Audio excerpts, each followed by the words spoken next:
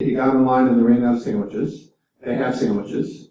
Good news, part one. Part two, if you didn't get a meal ticket, we have enough lunches to feed everybody that didn't get a meal ticket. So if you feel like bugging out here real quick and going and get lunch and come back, that's cool. I would imagine by the next time we get to a break, we won't have any more lunches left. Two quick pieces of administrivia. Ticket numbers for the Hack 5 kit are posted out here, right outside this door on that board, but I'll read it anyway, 965530, 965530. And then for the Naki, which is a Kickstarter project, 285-3964, 285-3964. So you can stop right out here at the giveaway table, check your numbers, and pick up your stuff. At 3:45, they're going to redraw for all the unclaimed stuff.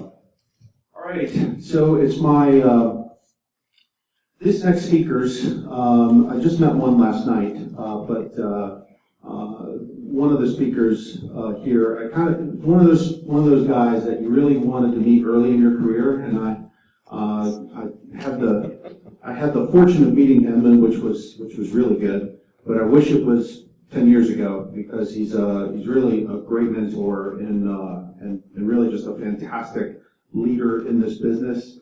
So I'd like to present to you Tim Crothers and Ryan Borres. Thank you. Well overdone, but hey, is everybody having a good conference? Yeah. We've got some great organizers like Phil and Doug and everybody. Let's give a hand for some folks. This is at least my second time here. I think my third time. Third time. All right. Blurs together. I'll say that up right now. So Phil had the displeasure of working for me for a number of years. So don't hold that against him. He's really is a good guy. But every year this conference gets better and better, and I think it's a testament to the hard work that Doug and Phil and all Lawrence and all the other folks that are arranging this are doing. So as Phil mentioned, I'm Tim Crothers, and I'm Ryan Borres, and we work at the poster child for security breaches. Any guesses as to what organization that might be?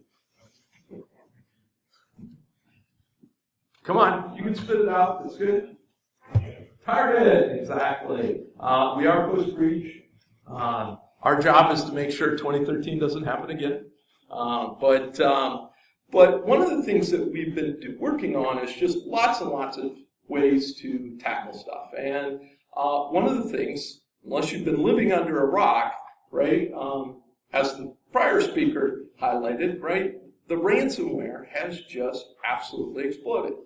And what we're going to talk about in this talk is yet another option. So the prior speaker had some great, there were some good solid ways to tackle dealing with ransomware. But most of that stuff today is happening at the host layer. And so I've been doing this a long time, right?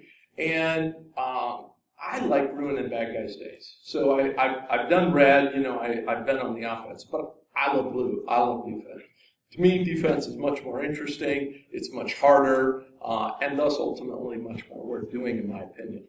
And nothing as a defender makes my day like ruining a bad guy's day. And so what we're going to talk about this afternoon is just some ideas. This is not a silver bullet, as I hope everybody here realizes. Despite every vendor claim that will ever happen, there never will be a silver bullet. It's always going to be people, process, and technology. What we're trying to do is give you some concrete additional methods for tackling this. And this is really a credit to Ryan. Ryan was responding to an incident on this and came up with the core of this idea that we'll be talking about. So ransomware, let me just give you a little bit of stats. So we track a lot of malware. So what I did was I went out and I've been kind of gathering samples because I'm an old school reverse engineer guy. I like to take samples and look at them and see what they're doing, right, and analyze them. So this is as of the end of August. Over here on your left-hand side, right, those are the distinct different hashed versions of those different pieces of ransomware. Those are just the top families, okay? On the right here are kind of your standard cybercrime toolkit stuff. Notice that Locky alone has had more iterations so far this year than everything on the cybercrime combined, right? Literally. That's the root of this problem. And as the private speaker mentioned, and I completely agree, I don't think this is going to get better before it gets worse, right? The cryptocurrency thing in particular has really been, and it's not that we can't figure out who they are with cryptocurrencies, but it makes it a lot harder. It's a lot trickier. The Bureau is really good at chasing money through, standard, wire transfer and banking systems. They're not so good yet at, unfortunately, tracing it through blockchain. Can be done, and that actually plays a little bit into our talk here. So let's talk first then about how most of these families work. And the way the cycle happens is you get the initial installation that happens, right? So whatever that vehicle that the malicious software comes in through, it gets installed, right? Loader, etc., Pony, NIMAIN, a lot of these are being used, right, to distribute the ransomware. Ransomware installs, and then most of the current ransomware, the process it takes is it reaches out to the C2, okay? When it reaches out to the C2, once it gets that connection, the C2 server basically gives it a unique ID, okay? It generates a pair of keys, a public-private key pair. Most of the ransomware at this point is using really solid crypto, right? AES, similar strong crypto. And the public key gets passed down to the software. It then uses that public key to encrypt all the files, right? Then it pops up its notice and says, hey, you've been infected. And of course there's lots and lots of variation. Most of them now get timers. The one we're going to look at a little more closely, one of its variants pops up porno images, right? They have all sorts of tactics to they're trying to shock you into pain. I've seen some when they turn on your webcam. Absolutely, right? It looks like we're recording you. Absolutely. Anything they can do, and they're going to continue to iterate that, right? Where they're trying to shock you into, right? Because what do we do as people? We make poor choices when we panic, right? And so they're trying to get you to panic. Oh crap, I'm screwed. Okay, I'm just going to pay, right? And the escalating payment amounts, all of that is aimed at getting you to pay. And then if you pay, so Locky, for instance, you submit that payment, the authors, right, who are behind that, they then have to go look up, right, when you submit your payment, you have to supply an ID. Well, that ID is your unique ID that lets them know which private key is used to encrypt your files and thus decrypt. So they have to load that into a downloader tool and then make that available to you to download, and then you can use that to decrypt your files, right? So a good opportunity that I don't see many organizations doing here, because what we're talking about in this talk is how do we disrupt this more at the network layer, is if you can subvert that communications between the installation and the C2, then the encryption never happens. So if you DNS sinkhole, if you use any of those techniques, which I get, right, a lot of these guys are jumping pretty quick, so you're going to have to be Johnny on the spot to keep up with that. But subverting that C2 comms is a way to completely stop that cold. And also know that you just had somebody try to get infected. Making sense so far? Okay? So then, we had a situation, and Ryan's going to talk about it in more detail. We've been fortunate. We've been tracking this very, very heavily. I'm very fortunate. I was able to go out and get some really, really, really super talented folks, and they make my life easy. And they do a really good job of staying on top of this and helping us keep ahead. But prevention is never 100%, right? And so the particular family that we're going to talk about today is defended from a variant called Jigsaw. And again, Ryan's going to go into a lot more detail here in just a second.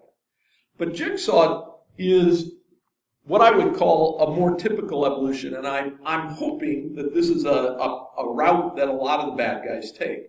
Because the good thing about bad guys is they tend to be lazy, right? And in the standard model here, they have to go get the key out and put it in a tool and put that tool up for you to download so that you can decrypt your stuff, right? That's effort, you know. Even if they script it, that's still effort, right? So on the other hand, the Jigsaw family, the authors did what I would say is more typical of bad guys, and that they realized, well, wait a minute, why bother with all of that? We can just have the malware itself, right, the ransomware, check the blockchain, make a query against the wallet, and determine if a payment's been made and decrypt. Okay? And therein lies the weakness that we can thus exploit, right? And Ryan will talk about that. But literally the way Jigsaw works is it does an installation, it generates a random blockchain wallet ID, which those are readily accessible. That's just a simple API call to get a fresh blockchain wallet ID. So it generates a wallet ID, and then it instead just generates its own keys and pulls the blockchain. Once it sees a value in the wallet ID, it then goes ahead and self-decrypts. Okay? And that comms looks like this, right? So that's just a query. There's several ways, if you're not familiar with cryptocurrency. So Bitcoin, there's what's called master blockchain, okay? So the point of the cryptocurrencies is anonymity, but it's not to prevent people from being able to see transactions.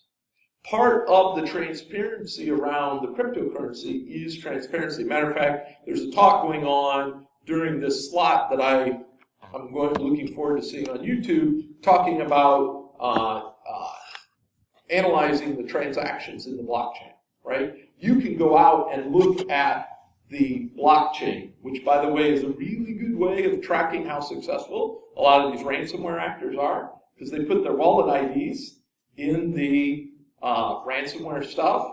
All you've got to do is query the blockchain for transactions to those wallet IDs, and you know exactly how much money they're making. Oh, and then you can see the transactions going from that wallet to another wallet and to another wallet until they consolidate. So lots of interesting ways for figuring out who are the actors kind of coalescing, because interestingly enough, a lot of the different families of ransomware, when you follow the money through the blockchain transactions, all ends up in the same place. But that's a separate talk, and not our focus for today. So makes this query, right? So at this point, I think I'll let Ryan pick up the story with what happened and do some explaining on how it came to the next step. All right. Thanks, Tim. So what happened is we had a team member who received a spear phishing email that was very well crafted, and they had clicked a link in that email, and eventually this downloaded onto the machine and executed. So this is a version of Jigsaw. It's actually called Hitman. And a little bit about it. I'm just going to jump out of here quick.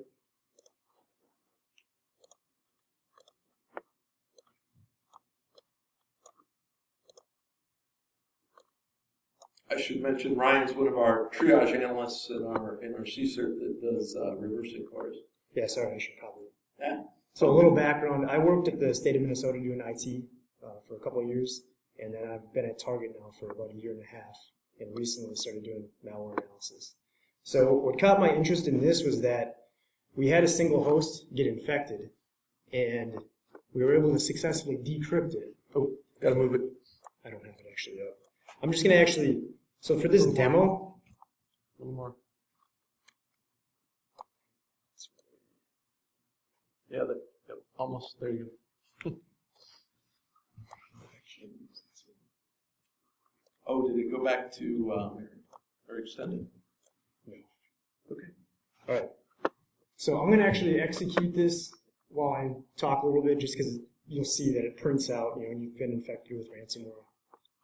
We don't have to wait for that. So when you execute this on the machine, though, you're going to get this pop-up. So that's it. Image can't be displayed. User will click OK. Now in the background, it's going through and starting to encrypt your files. So yeah, the particular version that we had go off put up pornographic images, which is obviously a little embarrassing potentially. Yep. In an office environment. I think the team member was actually at a conference.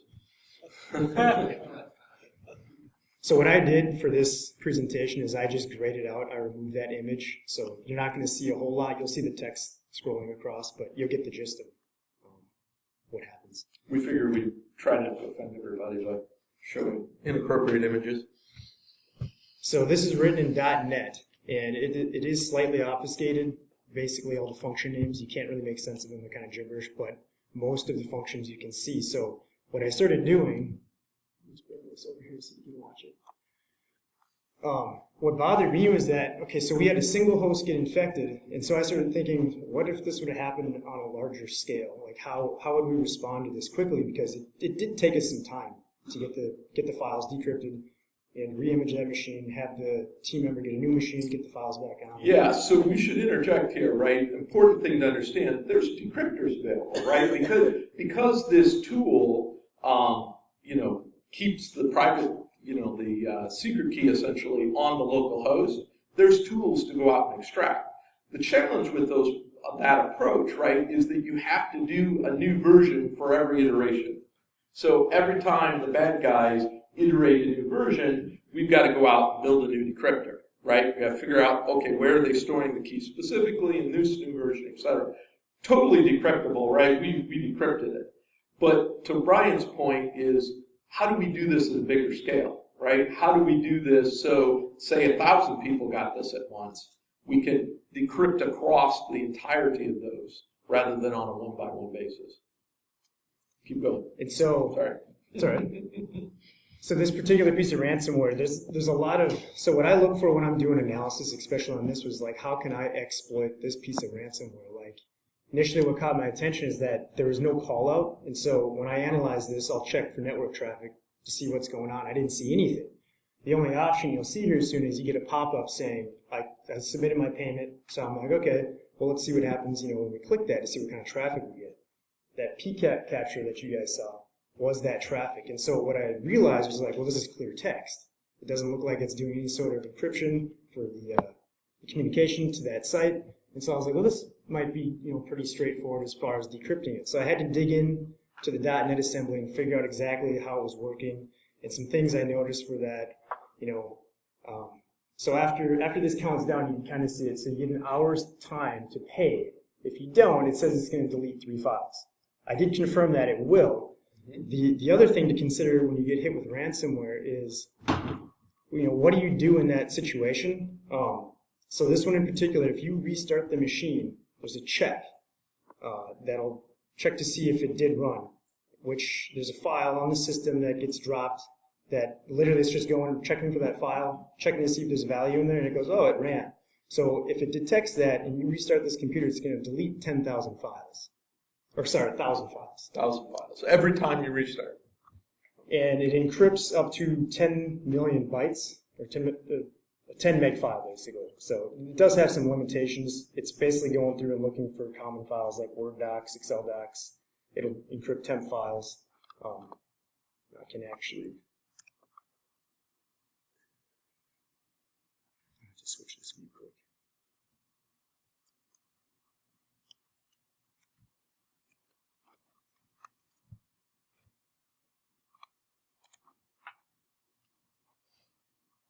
So just to show you here, after it encrypted, so the extension that it adds is porno ransom. So I'll just do a star.porno on the C drive and we'll see what comes up. So you'll see we're at about 10,000. Oh, sorry.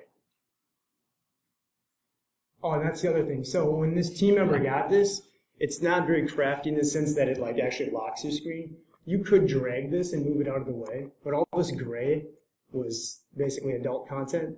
So you could have just moved it down, but the thing is they want you to freak out, panic, so that you pay. So here's all the encrypted files right now. We've got 10,581. It appends the .porno ransom. And so what I started digging into was like, okay, well, how would I decrypt this? Well, luckily for us, the adversaries decided to put the decryption key into the ransomware. So all the algorithms or all the functions were built in to decrypt. I just had to figure out how can I get this to do what I want it to, basically. So what I wrote up was a little Python script. I'll show you this here.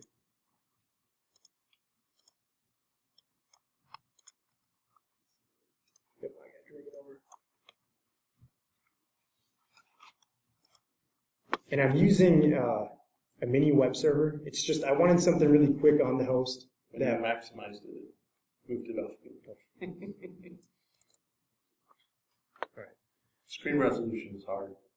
So I wanted something just quick and easy just for testing to start out with. But I knew at some point we'd have to build something more robust, some sort of framework that would give us more capability.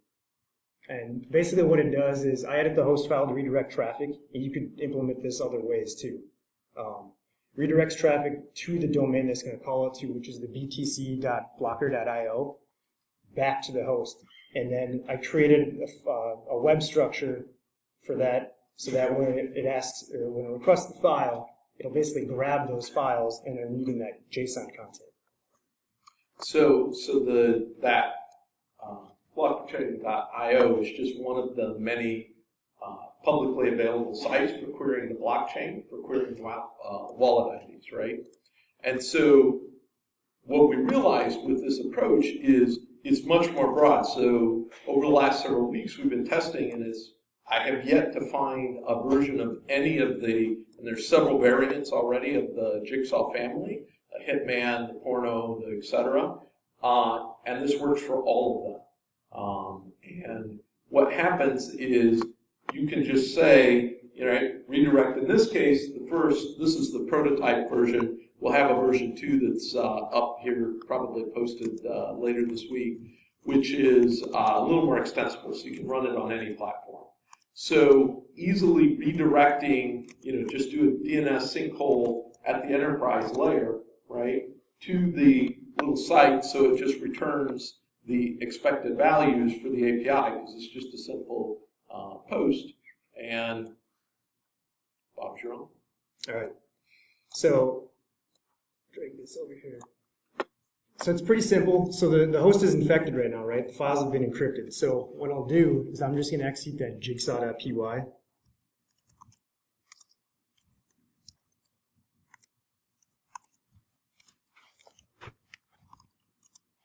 And it takes 2 parameters. So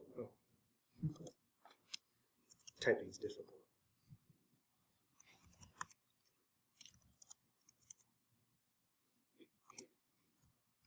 The JSR is just a command or parameter I passed just to specify, because I had a few other things in this program before. So it'll take the 2 parameters, which gotta get back to. It's really difficult. It's wallet ID. Yep. So I'll need the wallet ID and the amount. So for this one, they're asking for $150 in Bitcoin. Technically, what this will do is it'll go out and get the actual value that day, and then it's going to multiply whatever you put in to compute that to see what you get. Obviously, the Bitcoin value fluctuates. 600 and change today. So we'll paste that in, and then it's 0.4 will give us enough. And so then we'll execute this. So now it's listening for the request. And so what we can do here is, I'll show you this too. You can see the list of encrypted files, which is right there. It's essentially the same ones that I searched for. So that's a scare tactic, right? Show you, well, here's all the files that you got encrypted. Hopefully there's none that you need. So what we'll do now is we'll click this. It's going to go out. You'll see the request come in, and it's basically just going to grab the fields that I changed. So it's tricky in the sense it's kind of like a man-in-the-middle attack. it's going to grab the Bitcoin value for that day that I gave it, and then it's going to put in the 0.4 multiplied, and so it ends up being over $150, which the check in there, passes. And so then it'll call the decryption function, which passes in the built-in key, and then starts running through and decrypting all the files. The other thing I noticed, though, with this, right, you're always looking for mess-ups that your adversary makes. So it decrypts all the files, but in the process, it doesn't completely remove the extension from it. So you end up having .porno.ra. So what happened was the implementation prior, when they removed the extension, they just said, okay, let's subtract 3 from it, get rid of it. Well, they basically did a subtract 4 on this, and so you have all your files that are decrypted, but you can't access them. Right. So the code was borrowed, right? Big surprise. The bad guys stole the code from somebody else, or maybe bought it. Looks like they stole it. They didn't understand it fully, right? What it's descended from, put on a 3-character extension. So dot what? .fun Right. was the original. Dot fun, right? And so they didn't understand that code enough to remove it, left it, so it just takes off the last 4 characters instead of the entire .porno ransom that was added. Because, big surprise, not all the bad guys are really good coders. Which is a benefit for me because it makes my job easier when I have to fix. That it does. All right, so I'll just rerun this search real quick. So we'd still need to do a little bit of cleanup. The files are now decrypted, but because of the bug in the code, we're going to have to take off the rest of that extension, but that's pretty easy to do in a mass read. Right? A little bit of Python code, etc. So here's all the files that have been decrypted, right? But they've still got the .porno.ra extension. So again, what I did is I whipped up something quick to remove that part so that you get your files back. The problem is that when it goes to rename them, I don't know if the OS is generating new temp files and stuff. Some of the files I end up getting issues because it's already there.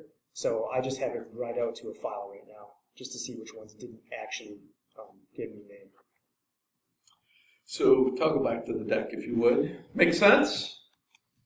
So, and as we've been continuing to dig at ransom, part of really what we're hoping to accomplish with our talk this afternoon is to get everybody thinking about additional attack, kind of vectors on a lot of this ransomware. Because as we're seeing this explosion, right, it's just continuing to, go in all sorts of directions. We're going to need some tools like this to kind of mass defeat them. The prior speaker, gave a great example with the healthcare, right, where hundreds of thousands of systems are infected, and the longer, of course, we're down, the worse it is in terms of impact to our legitimate folks. Fire back up the.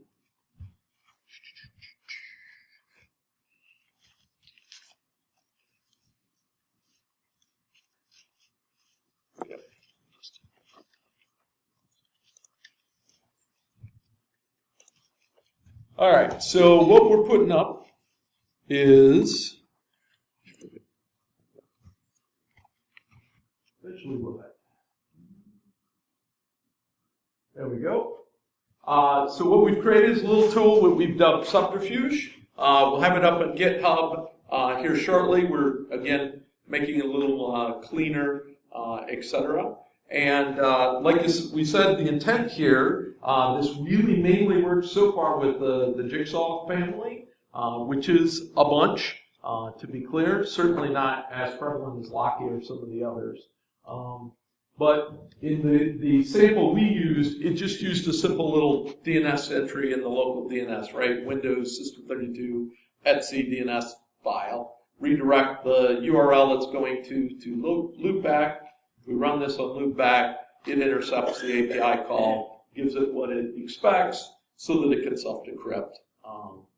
And what that ends up being then is a much better way if you've got more than one. you saw how quick that actually decrypted it. When we had this on an actual host, the decryption took about half a day. Yeah, I think With the decrypt tool, I think it was, right around 4, 5, 6 hours, it feels like. I mean, one of the issues you might struggle with, depending on your environment, is getting access to that host, and then also ensuring that you don't infect other hosts while you're trying to do that. So, Right. Yeah, the beauty of this, right, is then that we don't have to go track down the specific decryptor for this specific version of Jigsaw. Plus, in this case, our actual team member happened to be remote, right? She was out at a conference at the time when it happened. So with this sort of mechanism, we can do a redirect via VPN, right? Have her go ahead and click the link, yep, I paid, and it will decrypt. We ship her down a little script to take care of the rest of the cleanup, and again, then that resolves it much more cleanly. Yeah, question? Spearfish. Yeah, it was a spearfish. She was checking her email in a conference. It was a pretty decent spearfish. I would say the spearfish was actually higher quality than the code of the ransomware. But maybe I'm partial. But they're certainly distributed lots of ways. This one just happened to be distributed via spearfish. They certainly come out lots of ways. And then we did the demo. So longer term, again, like I said, we're going to get it posted, and it's all written in Python, so have at it, extend it. We're going to continue to work at, I've been looking through a bunch of the other families to see if this is more applicable and what we can do to again, just make this a more robust tool.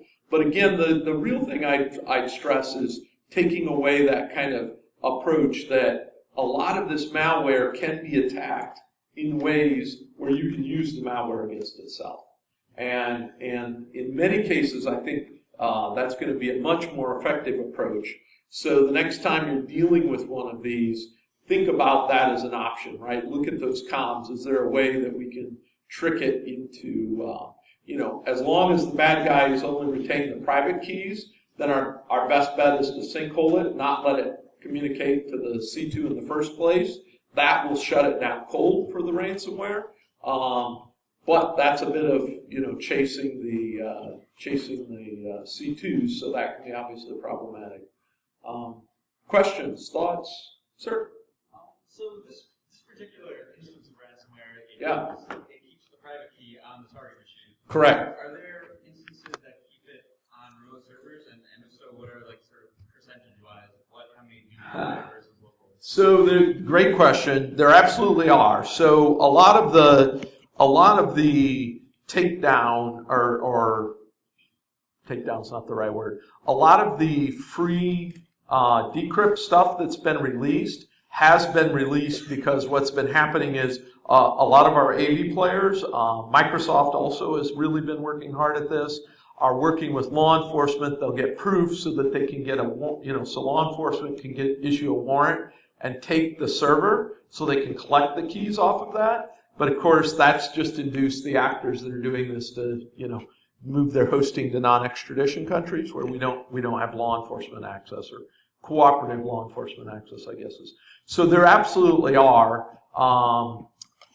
I haven't yet found a variant that stores the private keys in a way that's publicly accessible. The other thing I have been searching for is, fortunately, a lot of the bad guys have very poor OPSEC, and so they'll commonly store the keys. And that I think there's a gray area where, hacking is defined by the Computer Fraud and Abuse Act is very broad, right? I feel like the letter of the intent rather of the Computer Fraud and Abuse Act is if I have to authenticate with credentials that aren't my credentials, that feels like that should be where that line is. The good news is certainly in a lot of the cybercrime stuff, they don't put any authentication on stuff because they know that tends to break it getting through our corporate proxies and stuff like that, right? Unfortunately, so far, most of the major variants of ransomware are using authenticated servers. But that's another option that I suspect we'll see at some point with some of the families as this continues to explode, is them just leaving it on. If you were in the Rat Talk next door at 12:30, right? He talked about his C2 server. He's just stuffing that stuff in MySQL, and there wasn't a lot of authentication about that. And there's potentially ways to access that data that's unauthenticated. Personally, I feel like that would keep me within the spirit of legality to retrieve my private keys. But that's getting very deep down the rabbit hole, so we probably shouldn't go any farther that direction. Other questions, thoughts? Sir? Did you have to pay the ransom at least once in order to capture the No. traffic? No, we reversed the whole thing, and yep. .NET in particular, of course, as the speaker next door correctly pointed out, writing things in C# and .NET, it makes it very, very easy to reverse. So we didn't know ransom was paid. The Intel team quickly found us the actual decrypt tool for the variant. So no, we didn't pay any ransom. And we wouldn't have, since it was an individual corporate laptop, not high risk. Sir? When you were giving the demonstration, initially there was the error screen that popped up. Mm-hmm. And you said that when you clicked OK, it launched it. What if you just clicked the red X? It still goes. Yeah. And it's just a pop-up just to get, Yeah. it's actually going in the background once that kicks off. Yeah. But it's That's an indicator, and I was unclear, when I saw that and was doing I did some reversing on it as well, right? I'm still not clear why the author pops that up. I suspect that's, again, yet another kind of probably remainder from, inheriting the code from another variant that just was not removed. But either way, it's going to continue at that point here. It's executed. Other questions? Sir? What modifications did you see that they need to You want to speak to that? So, what was the question? What modifications could they Take the key out of. So what did it for me was that, first of all, they had all the decryption algorithms in there. So even if I didn't have the key, you still saw the algorithms, and normally when I've seen that, right, the key's within it. So seeing the key, seeing the algorithms, right, that's probably how people made the tool, as they took the key out, and then they copied the algorithm and just made a standalone program. You could also encrypt the traffic, don't have it go to just the HTTP site. I mean, that was probably but the encrypting the traffic isn't an option in this case, right? No. Because they're making an open API call to a publicly accessible site, right? They really can't encrypt the traffic. I mean, they could run it SSL instead of plain HTTP, of course, because that site supports SSL. But then we can just break the SSL. Because they've got a query, the reason I think this has become a newer popularity, right, is it's just so much less work for the bad guy, right? With locking those, they've got to maintain the key servers and all of that kind of administrative work. The beauty of this is they're literally just spam it out, right, and sit back and pull from the wallets, right? Even if the instance of payment ends up being lower than a lock key, they're still, because the gain to work ratio is so much higher, because they just spam it out, and at that point they don't really care. It's going to get some people, and some people are going to pay. I did a bunch of queries against using the wall ID. Part of the interesting thing is I haven't figured out with this one specifically is how they're knowing which wallet IDs are being chosen, right? So that they can use those wallets to collect the funds. I haven't figured that component out yet in this particular variant, but I suspect once I do figure that out, that you can probably reverse the payments. If you get to the funds faster than they do when they're sweeping them. So interesting new angles. Yes. So, if I'm hearing that correctly and I'm understanding this right, from their perspective, I mean, you're just fooling their software into thinking that you paid it, but they just don't end up getting your payment. That's correct. So they don't even really, I mean, for all they know, you could just go, fine, Yep. keep my files on here. Yep. Yeah, in this instance, right, they probably know there was an infection because I suspect there's some sort of a notification of the wallet ID that that we haven't figured out yet. So I suspect they know there was an infection, but it'd be no different than somebody just not making a payment, right? And at the end of the day, they're going for a numbers game, right? So they're not necessarily alerted that you did anything. No. They've got no way of knowing that we subverted their system, unless they watch this talk on YouTube. But that's fine. I don't mind. But that's right. Yeah. They don't know enough to, some of the software errors in there that you were talking about, they probably aren't. Right. Yeah, there were some other fun stuff in the code, too. It's the downside of using somebody else's code too. If you don't go through it and completely understand it, and you just whip something up to change it, you might have who knows what's left over. Right. Yeah, I'd be interested. It wouldn't surprise me, and I have no reason to think that this is what's going on. But it wouldn't surprise me if whoever actually wrote this is actually getting the wallet notification and sweeping the funds or a portion of the funds, right? I can totally see that sort of shenanigans going on, but don't know for sure. Sir in the back? These typically U.S.-based actors, you think, or they were foreign? They're all over. Yeah, they're all over. Certainly we're seeing huge uptick out of Brazil. Brazil is becoming the new hotbed for cybercrime in general. I haven't done a lot of, we're still working on attribution. Attribution is hard. We're getting grouping for tying actors to families and stuff like that, but that's not the same as knowing who the individuals are, right? Certainly in looking at a lot of the deep web forums, I don't see how this isn't going to continue to explode, right? There's currently ransomware source code for sale for $40 to $50, right? So when you only have to invest $40 to $50 US to get ransomware, and it's pretty easy to, reach out to your botnet install service and get the installs, the success is going to continue to drive that, which is why ultimately we thought, throwing this out there, this isn't a huge deal, right? This is one family that is certainly not one of the most prevalent families by any stretch. But we really are hoping as much to spark folks to get thinking about other ways to tackle this problem, because until we can, if you attended any of Chris's talks, right, about the economics, right, until we can make the payback less valuable than the work, it's going to continue to go up, right?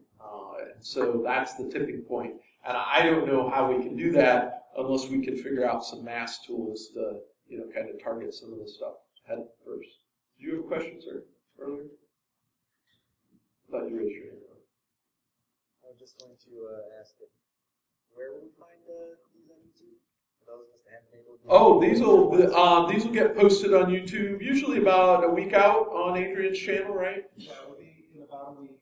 Adrian, Iron Geek. Yeah, Iron Geek. Yep, go out to YouTube, search for Iron Geek. If you're not aware, so Adrian goes to pretty much every security conference. I'm sure he misses a couple, but not many. And videos, and so all of these talks for all of the sessions today will be up on YouTube, freely available. So if you miss some, like I say, I'm definitely intending to catch some that I had missed. So into conflicting sessions. Iron Geek has a website. You can get there. And then we have an Inside Justice channel. Sorry. Thank you for clarifying. Okay, perfect. I know he posts some stuff on his YouTube channel too. But yeah, it'll be out there. So B-Sides Augustus has a YouTube channel. Sorry. Thanks, Phil, for the clarification. Did I see another question? We good? I think we're in good shape. So we got to do some handouts, I'm told. So we have up a couple. Well, these are cool. You're getting jealous now, aren't you? That's right. I'm fine. No worries. As my wife will attest, I spend way too much money on toys. So we got to come up with some questions here. I'm terrible at coming up with questions. What was the most prominent? What's What that? was the most prominent ransomware variant? Sure. So from the initial, what was let's see, I think it was that gentleman right there, the first name I saw. Yes, Locky it is. Come on down. All right, we need another question. What are the two most prominent distribution layers for a lot of the, not just the ransomware, but the cybercrime stuff that I mentioned earlier in the talk? You got that guy. I saw Phil first, Paul first on the page. Okay. Sir, in the back. Email and exploit kit. No, good thought. They were specific malware names I mentioned. Sir. Salad? No, not Salady. Salady was on the slide. No, those are ransomware families. So these are distribution channels. I just mentioned it once in passing. So we might have to go to another question.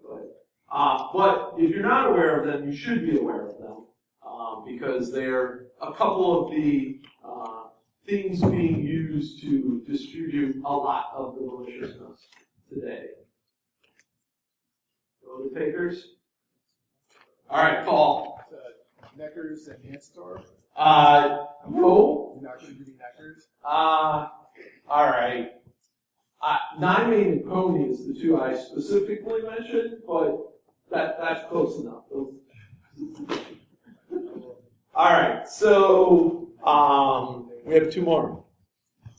Got a question? And the next one is, this is an awesome book, Python Forensics. If you haven't read it, shame on you. Just saying. Fantastic book. Really, really good book. So, next question. I don't know if anybody heard me say it. So what was the name of the function that performs the check for the malware, and it'll delete 1,000 files? I think I briefly mentioned it. I don't know if you mentioned the function. Oh, You mentioned when it happens.